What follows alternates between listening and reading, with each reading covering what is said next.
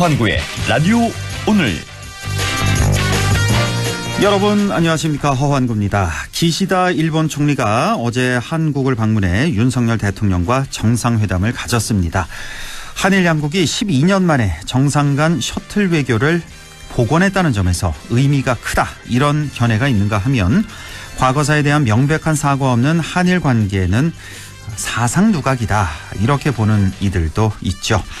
오늘은 기시다 총리와 여야 국회의원이 만났는데요. 한일연맹 회장을 맡고 있는 정진석 국민의힘 의원과 간사장인 윤호중 민주당 의원이 간담회를 가졌습니다. 간담회 이후 정 의원은 빠른 속도로 반잔의 물컵이 채워지는 과정에 있다는 느낌을 받았다고 했는데요. 글쎄요, 과연 그럴까요? 과거사에 대한 사죄와 반성을 대신해 제3자 시각의 유감 표명에 그친 점, 이거는 많이 아쉬운데요. 과거사 피해자들의 아픔은 외면하고 미래 협력만을 강조한다면 반잔의 물컵이 채워지는 게 아니라 자칫 밑빠진 독에 물 붓기로 그치고 말 수도 있겠죠.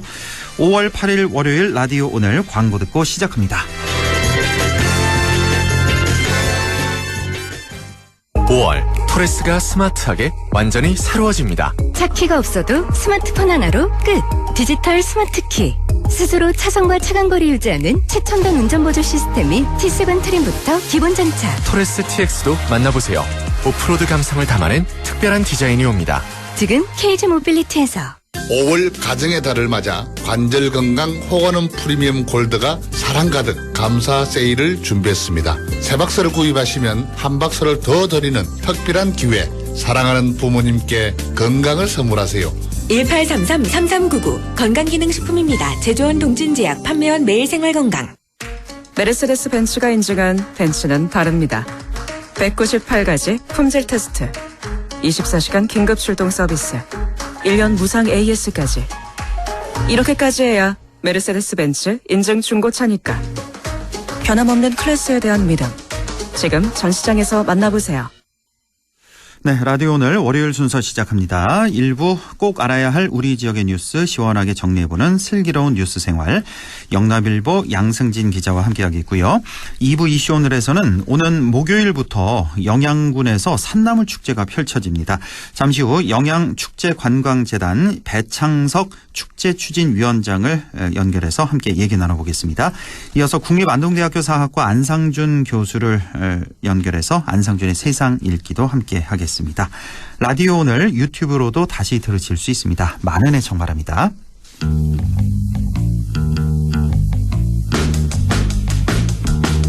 네, 양승진의 슬기로운 뉴스 생활 시작합니다. 자, 철도와 도로는 우리 몸으로 치면 대동맥의 역할을 하죠. 도시와 도시를 잇고 또 인적 교류, 물류 등을 활성화하기 때문에 지역 발전의 핵심 요소로 꼽히는데요. 또 국토 균형 발전 측면에서도 철도와 도로, 이른바 사회 간접 자본이 갖는 역할은 매우 큽니다. 정부가 제5차 철도망 구축 계획을 서두르면서 지역에서도 여러 현안 노선의 계획 반영을 위한 지자체들의 노력이 본격화되고 있는데요. 소멸 위기를 겪고 있는 북부권에 획기적 전환점을 마련해 줄 수 있는 철도 노선들, 어떤 것들이 있는지 오늘 자세히 살펴보겠습니다. 자, 오늘도 영남일보 양승진 기자와 함께하죠. 양 기자님 안녕하십니까? 예, 안녕하세요. 예, 제가 지금 쭉 설명을 드렸는데요. 우선 정부의 철도망 구축 계획에 대해서 좀 소개해 주시죠. 네, 현재 국가 철도망 구축 계획은 총 4차 계획까지 나온 상태거든요. 예. 2006년부터 해서 10년 단위로 계획을 세우고 앞뒤 계획마다 5년간의 이제 기간을 중첩하고 있습니다. 그러니까 예를 들면 1차 계획은 2006년부터 2015년까지, 2차 계획은 다시 2011년부터 2020년, 3차 계획은 2016년에서 2025년, 4차 계획은 2021년에서 2030년까지 계획을 하고, 예. 각각의 계획마다 반영된 노선에 대한 건설을 추진하거나 또 설령 추진이 되지 않았더라도 추후에 계속 사업이 추진될 수 있는 여지를 남겨두고 있습니다. 이 철도망 구축 계획이라는 게 그러니까 10년 단위로 하기는 하되, 그러니까 네네. 5년이 겹치는 거군요, 그러니까. 네, 그렇죠. 이런 식으로 하는 거군요. 네. 예. 이 계획안에 반영이 된다고 하더라도 반드시 사업이 추진되는 것은 아니지만 국가 차원에서 구축하는 철도막 계획인 만큼 설령 당장 사업이 추진되지 못하더라도 향후에 사업 추진의 길을 계속 담보할 수 있다는 것인데요. 예. 그래서 이제 주로 강력 단위에서 철도 노선의 신규 건설이라던가 노선 선형 개량화 등을 위해서 이 국가 철도망 구축안 계획 반영에 사활을 걸고 있습니다. 예, 10년 단위로 계획을 세우고 전후 계획안마다 5년간이 이제 겹치게 되는 이제 국가 철도망 사업인데 지금이 2023년이니까 4차 계획, 3차 계획과 4차 계획이 겹치는 그 시기군요. 현재는. 아니죠. 이제 4차 아닌가요? 계획, 이제는 이제 5차 계획에서 2025년부터 2035년까지 계획을 이제 수립할 계획. 그렇죠. 이제 계획 단계입니다. 수립하는 단계고 네. 현재 23년이니까 3차 네, 계획과 4차 4차 계획 예, 이렇게 그렇죠. 그 사이에 지금 있는 상태인데 자, 그러면 우리 북부권 사업들 중에서 어떤 것들이 반영돼 있는지 제가 조금 전에도 뉴스를 하긴 했는데 이거 굉장히 좀 복잡하고 하도 여러 가지여서 노선 네네. 이름도 외우기 힘들고 좀 복잡하네요. 이거 좀 알기 쉽게 좀 설명을 해주세요. 예. 4차 계획은 2021년 7월에 이제 국토교통부가 계획을 고시를 했는데요. 예. 그 북부권의 사업이 추진되는 노선을 살펴보면 예. 먼저 이제 문경 영주 간 55.2km 구간에 대해서 총 사업비 2,700억 원을 들여 이 선로 개량화 사업이 반영이 됐습니다. 이거는 선로 개량화예요. 기존에 예. 있던 철로를 네네. 문경 영주 간 철로 예. 개량화 그리고 사업이고. 예. 네. 경기도 이천에서 문경까지 이어지는 중부 내륙철도랑 예. 김천에서 거제까지 향하는 남부 내륙철도를 연결하는 70.7km 구간에 1조 1,437억 원을 들인 예. 단선전철 연결 사업도 이제 반영이 됐습니다. 이게 그러니까 중간에 그 끊긴 그거죠. 그 철도죠. 그렇죠. 그 예, 문경에서 김천까지가 지금 끊겨 있는 거잖아요. 네. 요걸 연결하겠다는 거죠. 네. 예. 그리고 예. 그 대구 경북 신공항에 들어서는 군위 소보 의성 비안에 대구 서대구역과 이 연결하는 대구 경북 강력철도. 네. 이거는 이제 복선 전철로에서 61.3km 구간에 총 사업비만 2조 400억 원이 넘게 투입이 됩니다. 예. 네. 이 세 가지 사업들은 이제 사업 추진이 확정된 사업이고요. 이거는 확정. 세 가지 사업은 예. 확정된 거고. 예. 그 이제 오늘 전하려고 하는 게 점촌에서 경북 도청 신도시를 거쳐 안동역으로 향하는 단선철도 47.9km 구간, 예. 그리고 충남 서산에서 출발해 경북 울진으로 오는 총 연장 322.4km의 중부권 동서 횡단철도, 이것도 이제 추가 검토 사업으로 현재 반영이 된 상태입니다. 오늘 이제 중점적으로 전하시는 게 요 두 가지 철도군요. 네. 그러니까 네, 네. 문경 점촌에서 도청 신도시를 거쳐서 안동까지 가는 네. 단선철도 약 48km 구간, 이거 하나랑 예전에 이거 보도했던 기억이 나네요. 저쪽 예, 충남 그 서산부터 출발해서 쭉 오른쪽으로 가는 쭉 네네. 가서 뭐 영주도 지나고 봉화도 지나고 그러죠. 이 철도가. 쭉. 문경, 예천, 영주, 봉화 다 지나죠. 문경, 예천, 영주, 봉화에서 오른쪽 끝에 이제 울진까지 가는. 그렇죠. 이 동서 횡단철도. 네. 이 두 가지 설명을 좀 주시겠는데. 자, 이건 뭐 사실 우리 지역으로 그 해당 지역으로서는 굉장히 중요한 사업이다 보니까 상당히 관심을 많이 보이는 그런 사업으로 알고 있고요. 어떤 얘기부터 해볼까요? 이 점촌, 신도시, 안동 이 철도, 네네. 이 철도부터 설명을 좀 해주실까요? 네네. 이게 이제 오는 10일 날 경상북도랑 안동시 그리고 안동이 지역구인 김영동 국회의원이 이제 토론회도 개최할 계획이긴 한데요. 예. 이 세 개 기간은 점촌, 경북 도청 신도시, 안동역을 잇는 철도가 구축이 되면 도청 신도시의 강력 행정 기능의 강화, 그리고 대구 경북 신공항과 연계한 국가산업단지 내 기업 기관의 물류 수송 효율성 상승, 그리고 수서발 철도 연결로 서울 강남에서 경기 남부까지 수도권 관광객의 접근성 향상 등을 기대하고 있습니다. 예. 지금 안동역을 오가는 중앙선 KTX의 경우에는 올 연말부터는 이제 서울역에서 시 종착이 가능하겠지만 그 서울 강남이라든가 경기 남부권과의 접근성은 크게 떨어지는 상황입니다. 네. 자, 이 노선에 대해서 그러니까 점촌, 도청 신도시, 안동을 잇는 요 철도 좀 더 네. 자세히 자세히 얘기를 좀 해보자면 이건 지금 계획만 수립해둔 상태인 거죠? 이게 확정된 그렇죠. 사업은 아닌 거죠? 현재는? 네, 맞습니다. 네. 자, 네. 만약에 이제 건설이 된다면 뭐 말씀하신 그런 효과들 분명히 있을 것 같은데 지금 추진 상황부터 좀 전해주세요. 그 2021년 7월에 제4차 국가철도망 구축 계획이 발표가 됐고요. 예. 그 다음 해에 이제 2022년 1월에 경상북도가 대구 경북 전체를 연결하는 철도 순환선 구축 계획을 발표한 적이 있습니다. 이 순환선 계획을 설명드리면서 이제 점촌과 경북 도청 신도시 안동 연결 철도 건설 구상을 전해드릴 건데요. 예. 이 대구 경북 순환철도의 대략적인 노선이 대구를 출발을 해서 구미, 김천, 문경, 영주, 봉화, 울진, 포항, 영천, 대구 이렇게 구상이 됩니다. 아, 이렇게 둥글게 지나가는 거군요. 대구에서 시작해서 왼쪽으로 그러니까 네네. 네, 구미, 김천으로 해서 쭉 올라가서 문경 거기서 이제 틀어서 오른쪽 틀어서 영주, 봉화, 울진까지 가서 포항으로 해서 다시 영천, 대구로 돌아오는. 네네. 이게 대구 경북 순환철도라고요. 예. 이 총 연장 길이만 이제 한 485km인데 대구 경북을 대구에서 출발해서 이제 경북 전체를 크게 한 바퀴 도는 것으로 이해를 하시면 될 것 같은데 이 과정에서 이제 북부권에는 4차 국가철도망 구축 계획에 신규 사업으로 반영돼 있었던 김천 문경의 내륙철도 단절 구간 연결 그리고 경북선 그 문경 영주 노선 선양 개량 사업들이 포함이 됐었고요. 이제 이렇게 크게 한 바퀴를 돌고 나면 지역 내에서 이 원 안에서 서로 지역 간을 연결할 수 있는 철도망도 구축이 돼야 되는데, 그렇죠. 그 사업 중에 하나가 점촌, 도청, 신도시, 안동 연결 사업이라고 할 수 있습니다.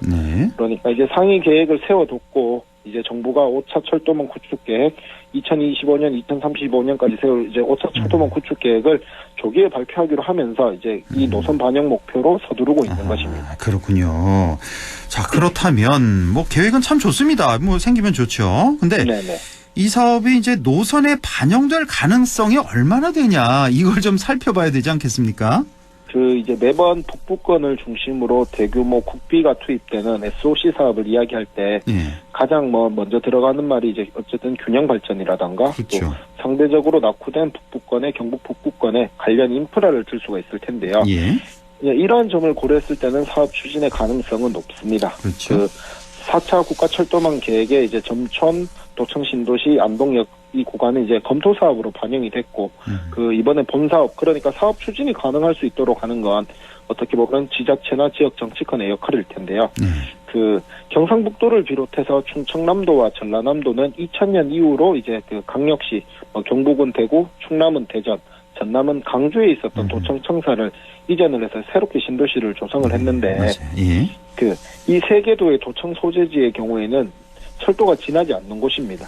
그래서 각자 도마다 도청 이전을 계획하는 단계에서 철도 교통을 고려하지 않은 채 이전을 추진하면서 이렇게 됐는데, 그렇네요. 이 같은 측면을 고려했을 때는 이제 점촌, 도청, 신도시, 안동을 잇는 노선 신설은 반드시 필요해 보이기는 합니다. 그렇네요. 예.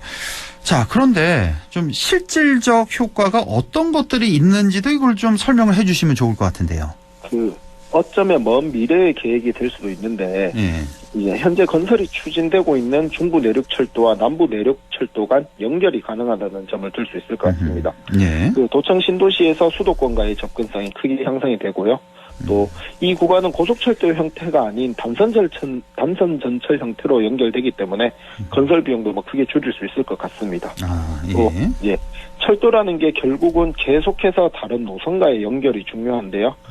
경상북도가 어제 보도자료를 통해서 앞으로 점촌, 도청, 신도시, 안동 노선을 신설하고 오송역, 그러니까 이제 세종시와의 연결도 추진하겠다고 했거든요. 옆으로 쭉 연장해서 점촌에서 왼쪽으로 세종까지. 현재 고속도로든 철도든 세종과 직결할 수 있는 도로, 철도가 신도시에는 없습니다. 그래서 이제 중앙부처 출장이 잦은 도청 공무원들의 경우에는 세종시로 가기 위해서 국도로 30-40분 이상 나온 뒤에 서이상 IC를 이용해서 이동을 하는데, 이런 불편이 이제 없어지게 되는 거고요.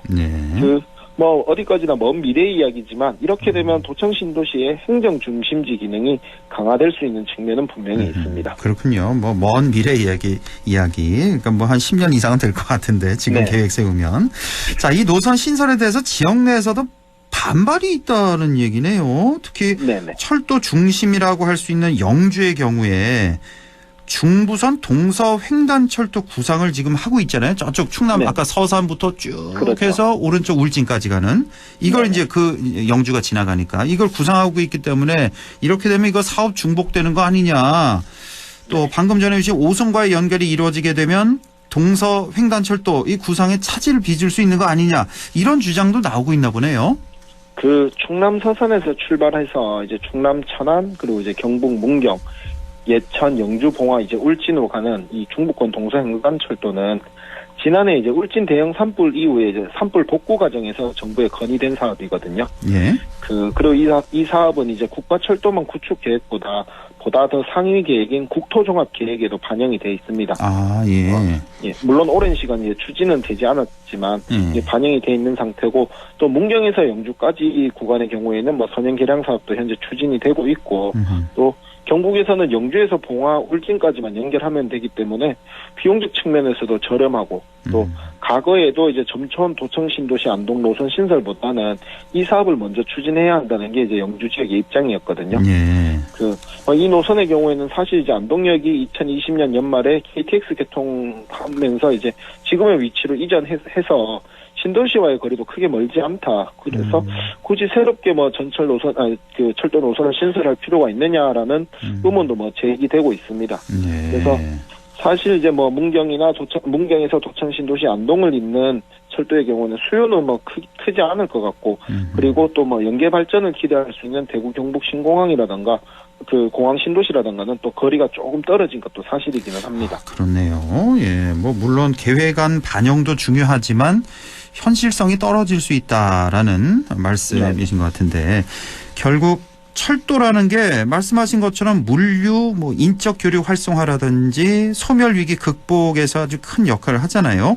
정부가 5차 철도망 구축 계획 발표를 서두르는 만큼 뭐 지역 정치권이나 지자체 노력도 상당히 중요해 보이네요. 뭐 가능하다면 점촌, 신도시, 안동역 노선이나 동서횡단철도 노선, 뭐 충남 서산에서 문경 거쳐 영주, 울진까지 가는 이 북부권의 관련 철도 노선들이 다 계획에 반영돼서 또 계획 반영뿐만 아니라 당장 공사에 착공하는 게 뭐 가장 좋지 않을까 하는 생각도 뭐 드는데요. 우리로선, 예, 그렇죠. 네, 그렇죠. 네, 이제 신공항과 연계한 북부권 타 시군에서 오갈 수 있는 노선들, 뭐 지금 표류 중인 노선들 있거든요. 그 전북 전주에서 경북 김천 신공항을 거쳐서 의성, 청송, 영도구로 가는 경북 내륙선이라고 뭐 이런 것들도 있는데 예. 물론은 비용 대비 편익도 고려를 해야 되지만 인프라가 열악한 북부권의 현실을 고려를 했을 때 그 편익이 또 다는 아니라고 생각이 됩니다. 그렇죠. 가능하다면 모든 사업을 다 추진했으면 좋겠다. 뭐 이런 제 바람이 허황된 바람일 수는 있는데 소멸 위기에 놓인 지역의 현실이 아닐까 뭐 이런 생각도 듭니다. 예, 알겠습니다. 오늘도 좋은 소식 잘 들었습니다. 영남일보 양승진 기자와 함께했습니다. 고맙습니다. 네, 고맙습니다. 네, 라디오 오늘 잠시 후 2부에서 뵙겠습니다.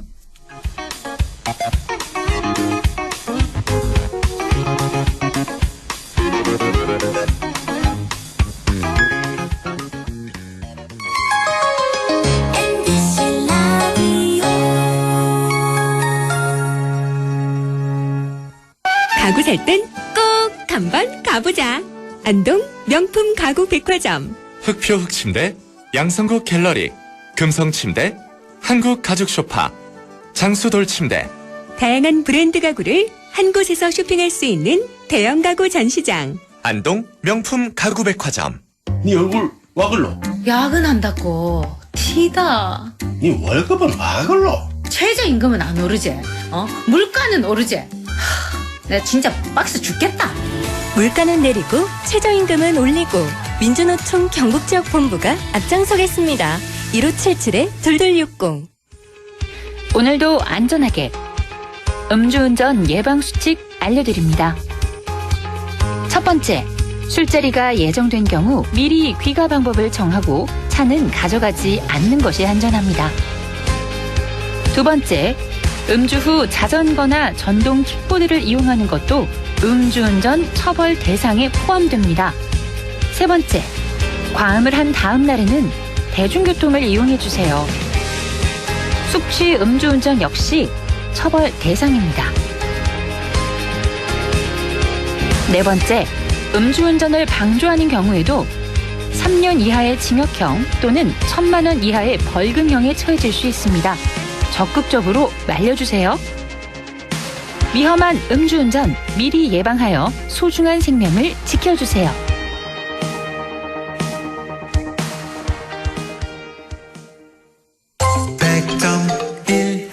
라디오. 네, 6시 25분 14초 지나고 있네요. 라디오 오늘 2부 이슈 오늘 시작합니다. 자, 5월은 역시 축제 계절이죠. 오는 목요일 영양군에서는 제18회 영양 산나물 축제가 펼쳐집니다. 영양축제관광재단 배창석 축제추진위원장을 연결해서 자세한 얘기 나눠보겠습니다. 배창석 위원장님 안녕하십니까? 예, 안녕하십니까. 예, 수고 많으십니다. 예. 그동안 코로나 때문에 제대로 못 열렸었는데요. 산나물 축제가. 올해는 이제 100% 다 제대로 열릴 수 있게 되는 거죠? 코로나 예, 이전처럼. 맞습니다. 예. 자, 먼저 영양 산나물 축제 소개를 좀 해 주시죠. 예, 올해로 18일을 맞는 영양 산나물 축제가 오는 11일부터 14일까지 열립니다.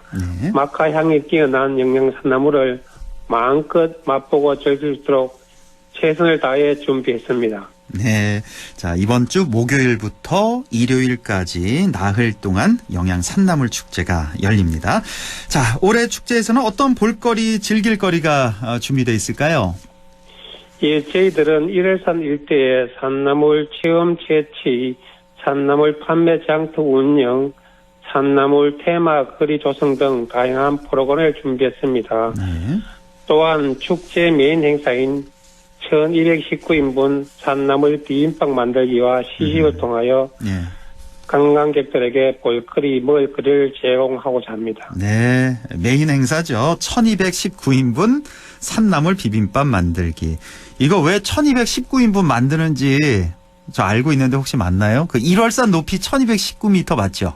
예, 맞습니다. 저희들 1월산이 1219m입니다. 그렇죠. 예, 이거 기억이 나네요. 그래서 무려 1219인분의 비빔밥 만들기. 이거 이렇게 만드시면은 다 동나죠, 바로. 하도 참가자들이 예, 많아서. 관광객 너무 많이 오시기 때문에 일부 시식하도록 조금 드리는데 맛있게 드십니다. 조금씩 드려도 예. 다 동이 나는. 예. 예. 자, 봄철 입맛을 돋우는 청정 영양의 산나물 많은 분들 또 좋아하시고 기다리셨는데 영양 산나물 자랑 한번 해주시죠. 예, 저희들 영양구는 산나물이 서식에 좋은 갈색 산림토로 구성되어 갖고 산나물과 희귀 약초들이 많이 자랍니다. 특히 옛날 임금님 수라상에 올랐던 어수리와 쌉쌀한 맛과 특유향이 매력적인 두릅과 또한 엄나무수는 항산화 물질이 많이 들어있다고 알려져 있는데요. 살짝 데쳐서 초고추장하게 찍어 먹거나 나물 반찬으로 무쳐보도 참 좋습니다.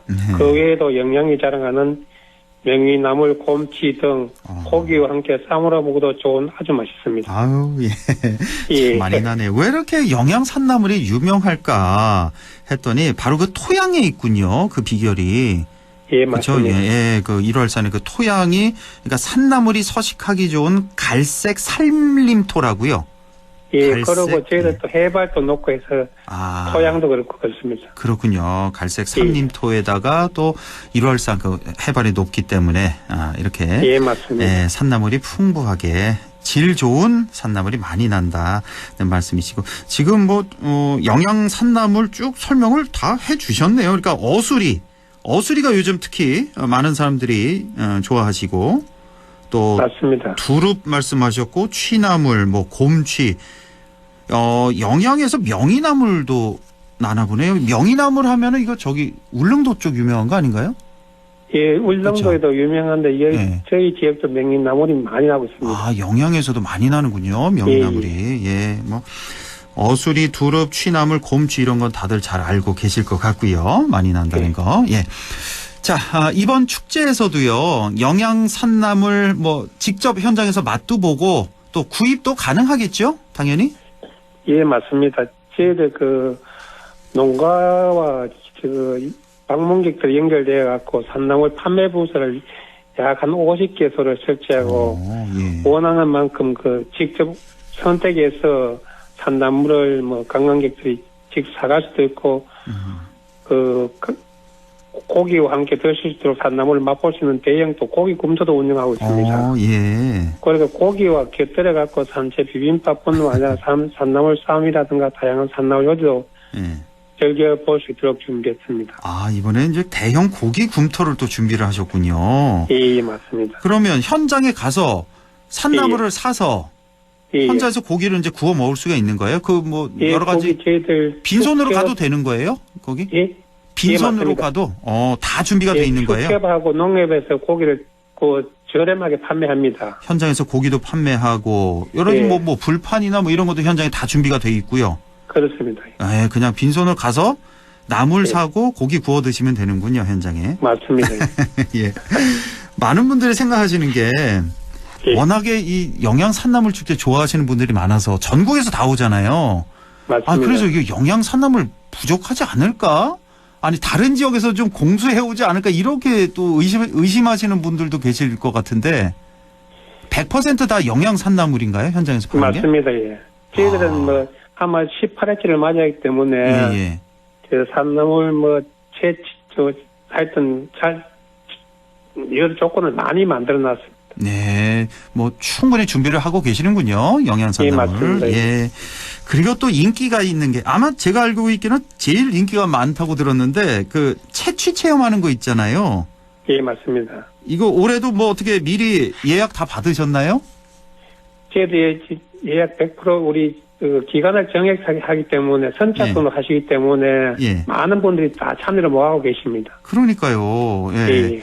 이게 뭐 한계가 있기 때문에 채취 예, 체험. 올해도 역시 준비 잘 하고 계시는 거죠? 이 채취 체험도. 예. 저희도 군에서 직접 운영하고 있는 일월산 중턱에 보면 쿵쿵목이라는 그 지명이 있는 거기에 산나물 체험장이 있고 또 우리 개별 농가도 우리 체험장을 여러 곳에 확대해갖고 관광객들의 체험기를 많이 제공하고 있습니다. 아, 그래요? 그러니까 기존에 있던 군에서 운영했던 그 체험장이 있는데 여기뿐만 아니라 여기 이제 너무 모자라다 보니까 개별 농가에서 운영하는 체험장 4곳을 더 확보를 하셨군요, 이번에는. 예, 맞습니다. 그래서 좀 더 많은 분들이 채취 체험을 하실 수 있도록 준비를 하셨네요. 자, 산나물 채취 체험뿐만 아니라 반려동물 문화축제도 있고 비대면 마라톤 대회도 준비하셨다고 들었는데요. 이것도 좀 설명해 주세요. 예, 맞습니다. 저희들 이번에는 청정영양 이미지 맞게 야간 트레킹 탕소 중립 캠페인을 라이트아웃 트레킹이라고 저번 주에 토요일로 영양에서 양일간 개최를 했고 축제 첫날 5월 10일에는 영양 산나물 가요제가 예정돼 있고 12일에는 영양지역 사투리 경연대회도 준비하고 있습니다. 5월 13일에는 천바위 관광지에서 반려동물 문화축제가 준비되어 있습니다. 또한 제3회 영양 산나물 전국 마라톤 대회를 5월 28일까지 비대면으로 개최하고 많은 참여를 부탁드립니다. 아, 그래요? 전국 마라톤 대회를 비대면으로 개최하신다고요? 예, 맞습니다. 비대면으로 하시면 뭐 어떻게 하시는 거죠? 이 대회 운영은? 저희들 참여 신청을 하시면 그 지역에서 바로바로 해서 각자 하고 나중에 저희들한테 이렇게 여러 방면으로 자기 했는 걸 알려주시면 될 겁니다. 뭐 인증 사진 같은 것도 보내고 그런 식으로. 전국에서 인천이든 대구든 안동에서 각자 거기서 하시고 인정으로 보내주실 될 것 같습니다. 그렇습니까?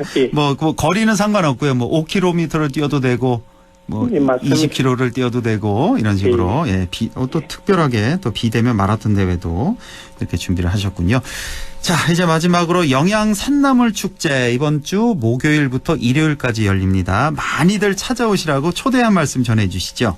예, 알겠습니다. 저희들 금년으로 제18회를 받는 영양 산나물 축제에 볼거리, 즐길거리, 먹을거리가 가득한 축제장을 방문해 넉넉한 인심과 함께 풍성한 자연의 만찬을 즐겨주시길 바랍니다. 감사합니다. 예, 알겠습니다. 지금까지 영양축제관광재단의 배창석 축제추진위원장과 함께했습니다. 위원장님 고맙습니다. 예, 감사합니다. 라디오 오늘에서는 청취자 여러분의 참여를 기다리고 있습니다. 우리 지역에서 발생한 사건 사고 소식이나 함께 토론하고 싶은 내용을 안동 MBC 홈페이지 라디오 오늘 게시판에 올려주시기 바랍니다. 전화와 문자 참여도 하실 수 있습니다. 전화는 851국에 7191번, 문자는 샵 0913번으로 보내주시면 됩니다. 문자는 단문 50원, 장문 100원의 정보 이용료가 있습니다. 여러분의 많은 참여 바랍니다.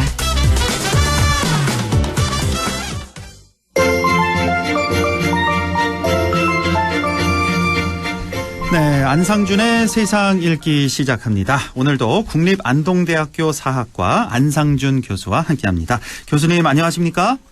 네, 안녕하세요. 예, 항상 이 시간이 짧았잖아요.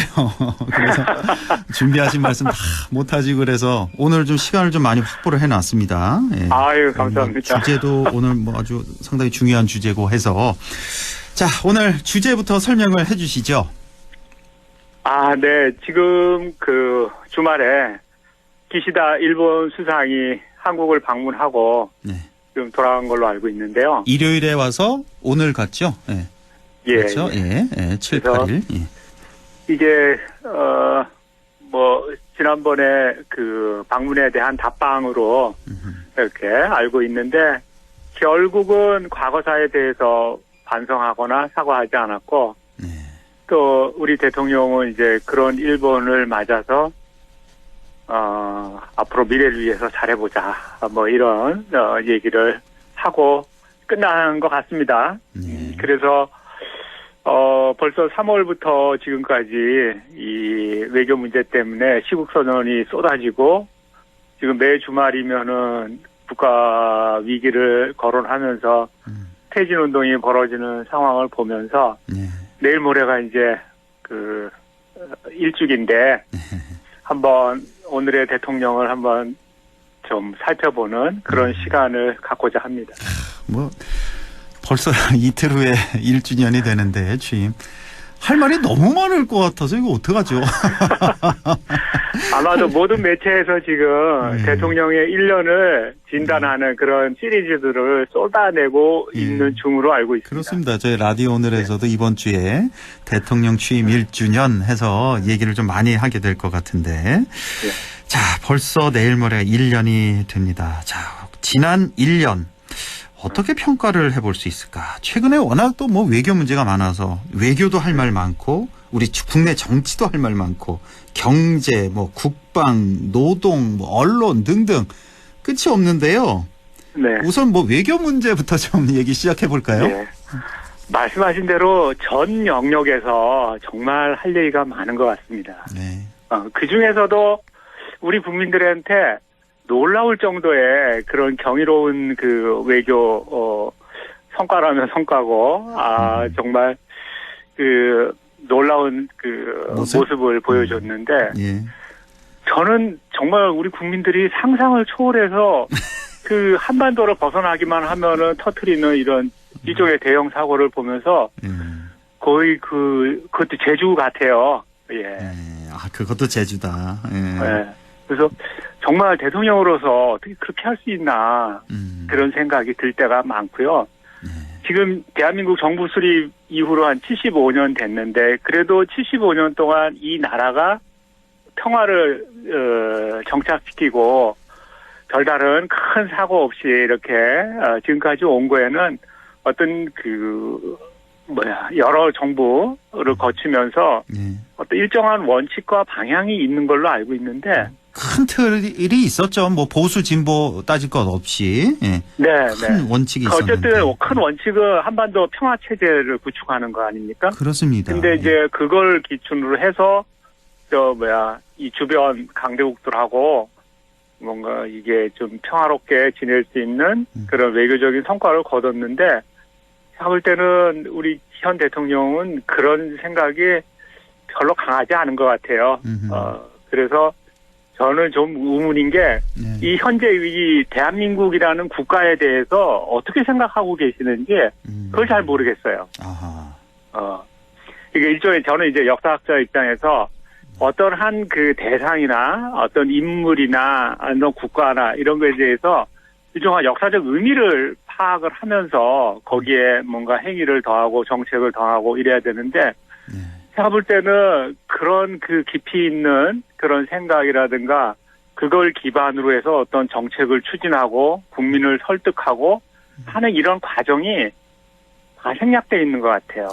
그래서 기분 내피는 대로 하니까 국내 정치야 좀 이렇게 저렇게 볼 수도 있고 정쟁으로 또 이렇게 매도할 수도 있고 이렇지만 외교는 그게 아니라 국가의 정말 그 안보나 통상에 엄청난 영향을 미치는 거기 때문에 이거는 어느 정도 그 기존에 있었던 시스템을 좀 답습을 해야 되는데 그런 것에 너무 이 신경을 안 쓰는 것 같아요. 그게 참 큰 문제라고 봅니다. 네. 원칙 없이 좀 기분 내키는 대로 그때 좀 이렇게 하는 모습이 보인다라는 그런 말씀이신데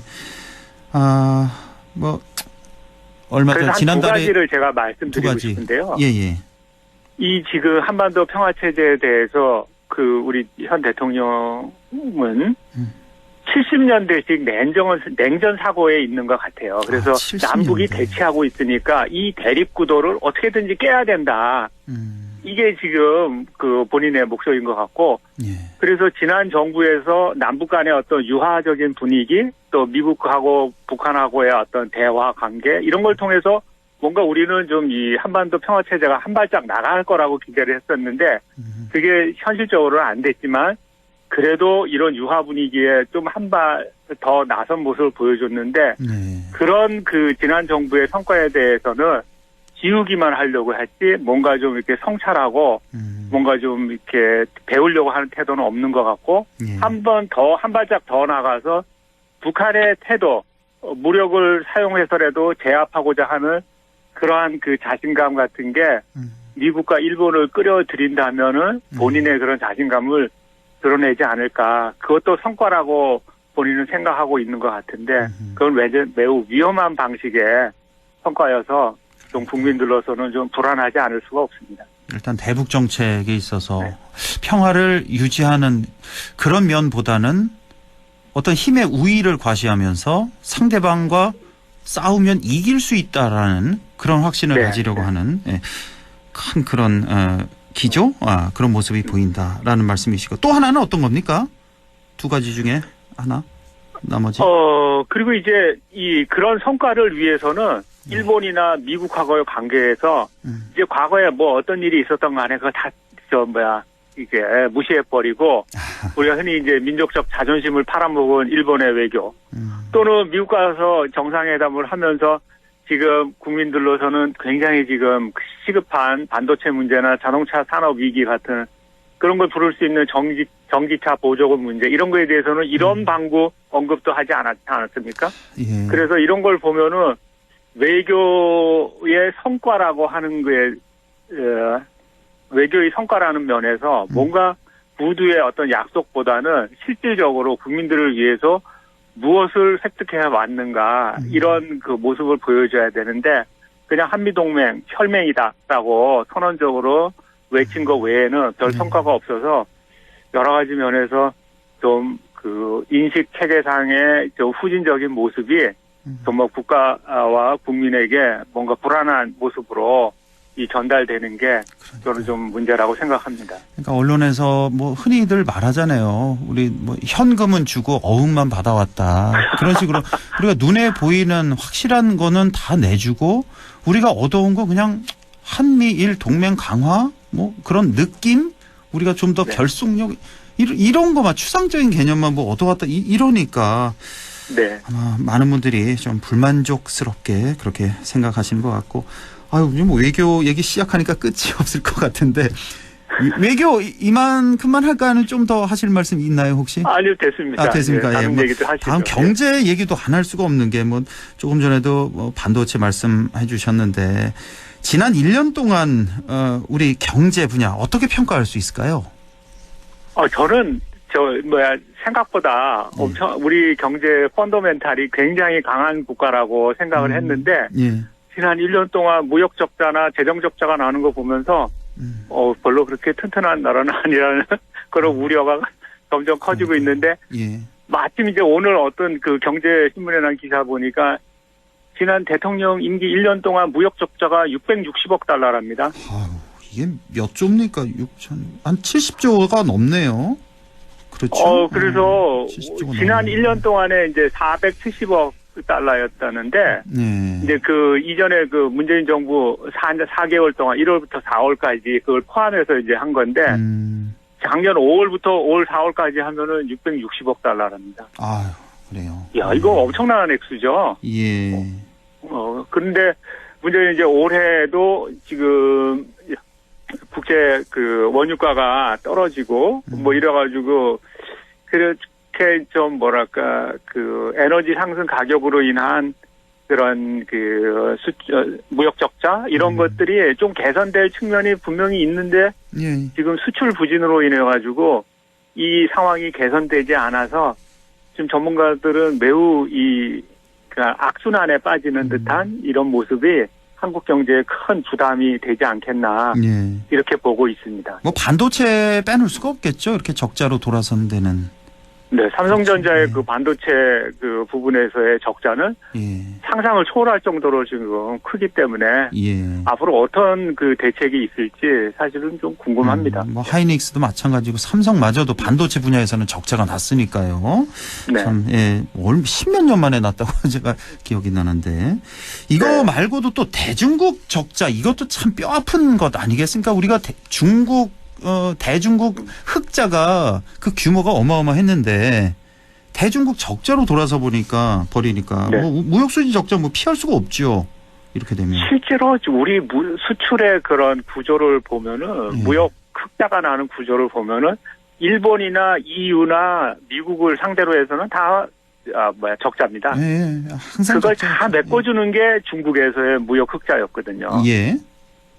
그런데 지금 이제 조금 전에 말씀드린 반도체하고 대중국 무역이 적자로 돌아서니까 사실 흑자를 견인하던 두 가지 요인이 지금 적자의 원인이 됐다는 게 참 아이러니한 거죠. 그렇죠.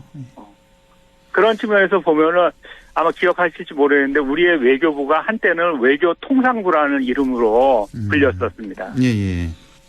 그거는 외교를 하면서 통상에서의 어떤 그 국익을 얻는 그런 측면이 매우 강하기 때문에 그런 이름을 붙여서 외교의 기능을 통상에다가 두고 이렇게 했었는데 지금은 이런 문제들을 중시하지 않으니까 외교는 그냥 외교에 아까 말씀드린 것처럼 선언적인 동맹의 성과를 얻는 것에 만족할 뿐이지 국가의 어떤 국민들의 삶을 도모할 수 있는 또 개선할 수 있는 이런 그 국익의 측면에서는 지금 매우 지금 불리한 그런 상황으로 돌아가고 있는 게 뭐 우려하지 않을 수 없는 상황이고 그와 더불어서 지금 재정 적자도 지금 올해 상당히 지금 클 거로 예상이 되고 이것이 지금 연말까지 가서 지금 1분기에 24조 났는데 이렇게 해서 산술적으로 4배를 곱하면은 100조 가까이 되는데 그러면은 지금 예를 들면은 고등교육에서 하기로 했던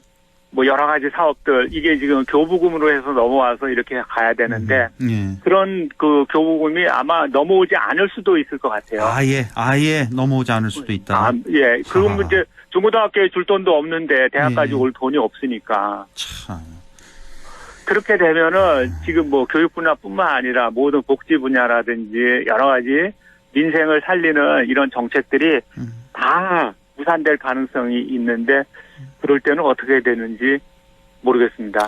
참 우리 재정 그러니까 지금 뭐 세수 부족 뭐 심각하다 뭐 이런 뉴스가 자꾸 들려서 이게 지금 뭐 교육까지 이렇게 큰 영향을 미치게 되는군요. 예를 들면은 교육부의 예산이 작년에 80조가 넘었어요. 그게 이제 세수의 증가에 따른 교부금이 늘어났기 때문에 그만큼 들어간 그건 이제 거거든요. 비례해서 나오는 거죠. 교부금은.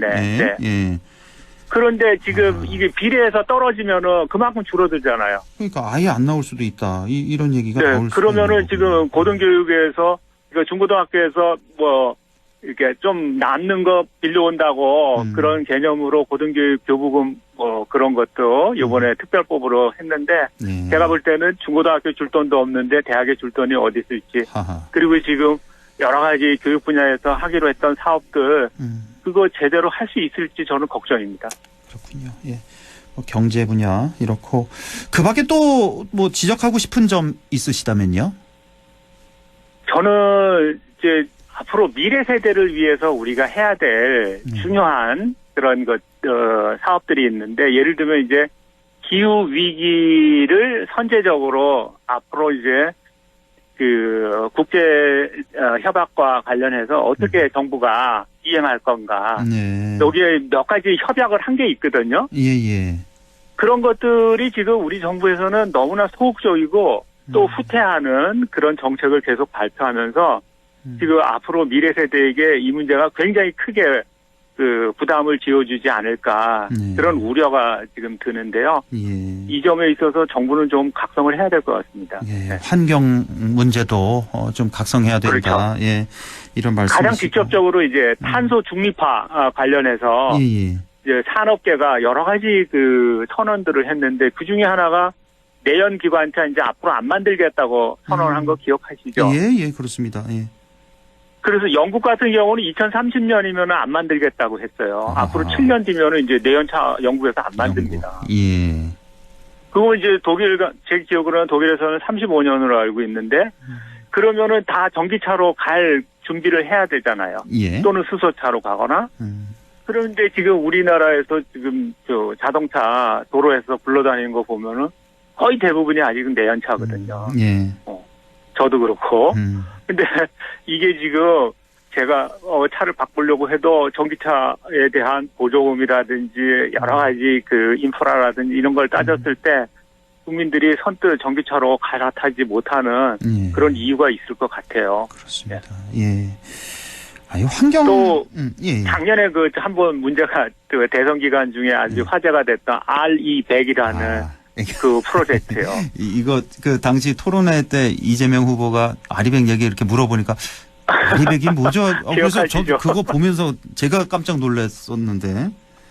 예. 이게 리사이클 에너지 100이잖아요, 이게. 네. 그러니까 재생에너지 100%로 뭔가 이제 재화를 생산하는 그런 그 국제 기업 간 협업 프로젝트인데 여기에 세계적인 기업들은 다 들어가 있거든요. 그리고 우리 그 상위권 기업들도 여러 기업이 여기에 참여를 하고 있는 걸로 알고 있는데 이거와 관련해서 우리 정부는 지금 정책이 실종된 거 아닌가 싶게 아무 얘기도 나오지도 않고 저는 좀 이런 측면에서 앞으로 기업 경쟁력의 관점에서도 지금 이 재생에너지 문제는 심각한데 그리고 탄소 중립화 이건 심각한데 우리 정부는 굉장히 소극적인 것 같아요.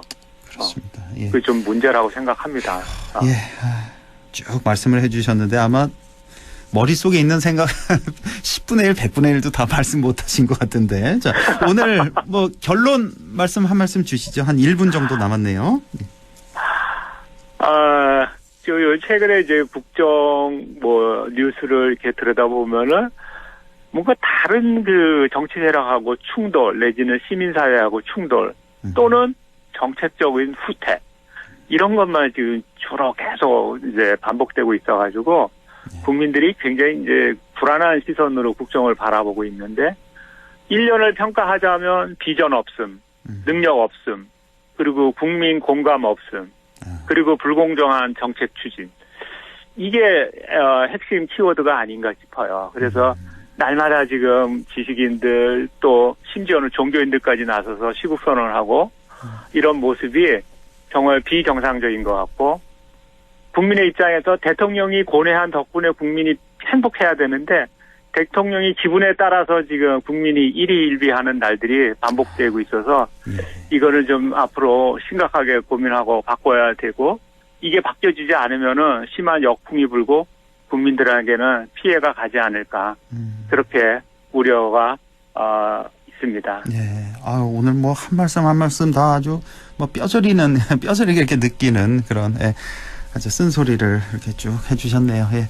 오늘 소중한 말씀 잘 들었습니다. 지금까지 국립안동대학교 사학과 안상준 교수와 함께했습니다. 고맙습니다. 네, 안녕히 계세요. 예.